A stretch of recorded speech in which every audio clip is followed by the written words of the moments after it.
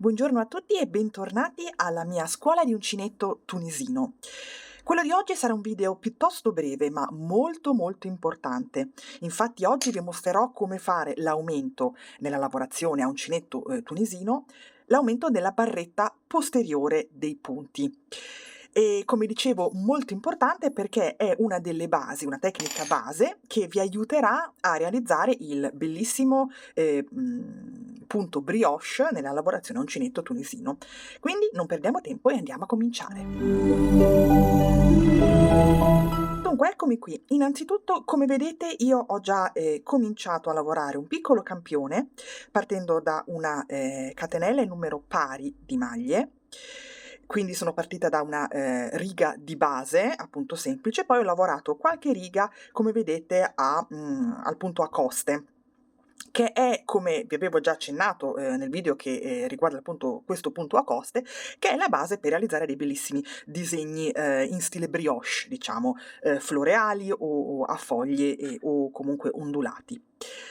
E dunque ho pensato che per mostrarvi l'aumento della barretta posteriore è bene partire proprio dal punto che io ho usato spesso nei miei schemi, che uso spesso nei miei schemi per realizzare appunto questa lavorazione brioche tunisina. Dunque, vado a lavorare qualche punto all'interno della riga, e già sapete come funziona questa lavorazione, quindi abbiamo un punto semplice seguito da un punto ritorto, ok? Questi due punti accostati creano la cosiddetta costa, cioè abbiamo due punti che sono molto attaccati, molto vicini l'uno all'altro, creando una coppia e creando una sorta di corsia, no? Che rende la costa, diciamo. Ed è proprio attorno a questa coppia di punti che noi andiamo a fare gli aumenti nella lavorazione brioche per creare i motivi di cui vi ho parlato prima. E dunque per fare in modo che l'aumento sia il più vicino possibile ai due punti della coppia, noi andiamo a fare appunto l'aumento nella barretta posteriore. Bene, io ho scelto oggi, proprio per questo motivo, questo filato piuttosto spesso e che ha solo un capo, per non sbagliare, per farvi capire esattamente dove infilare l'uncinetto per realizzare questo tipo di aumento. Allora, questa sarebbe la coppia successiva. Diciamo che io voglio fare un aumento prima e dopo la coppia. Allora io vado a cercare inferiormente al primo punto della coppia la famosa barretta posteriore, ed è molto evidente, è questa qui, ok? Quindi io vado a inserire l'uncinetto di dietro, prendo il filo e lo porto sull'uncinetto e questo è il mio aumento nella barretta posteriore. Dopodiché io vado a lavorare la coppia esattamente come precedentemente, quindi un punto dritto e un punto ritorto, e ho la mia coppia, più l'aumento posteriore, che tra l'altro è anche completamente invisibile ovviamente, e poi io vado a cercare nuovamente la barretta posteriore, qui è esattamente questa, attenzione, non questa, perché sennò andiamo a slegare il punto appena fatto, ma è questa.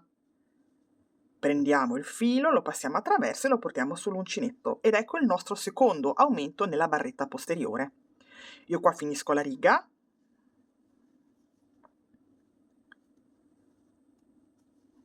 con il mio punto di fine riga. Come sapete, con questo tipo di lavorazione a costa, il primo punto e l'ultimo punto creano una sorta di cornice del punto stesso, della lavorazione stessa. Quindi adesso io scarico i miei punti in una fase di ritorno standard e poi vi mostro gli aumenti.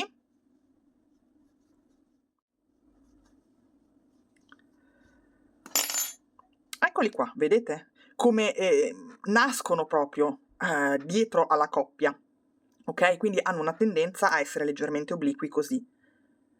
E questo è importante, come poi vedrete.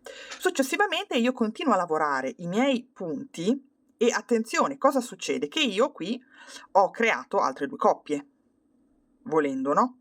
Quindi io posso o lavorare, ma poi quello c'entra poco con il tutorial di oggi,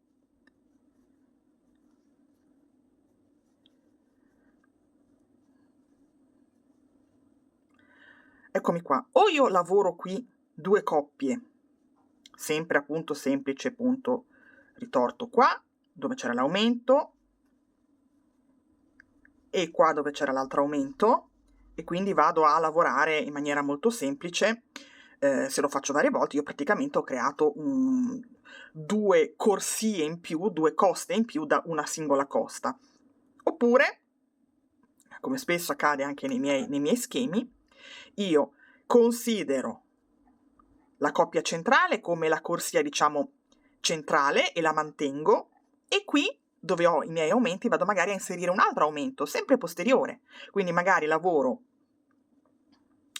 il primo aumento a punto semplice, poi vado a fare un altro aumento posteriore, eccolo qui. Qui lavoro la mia corsia centrale normalmente,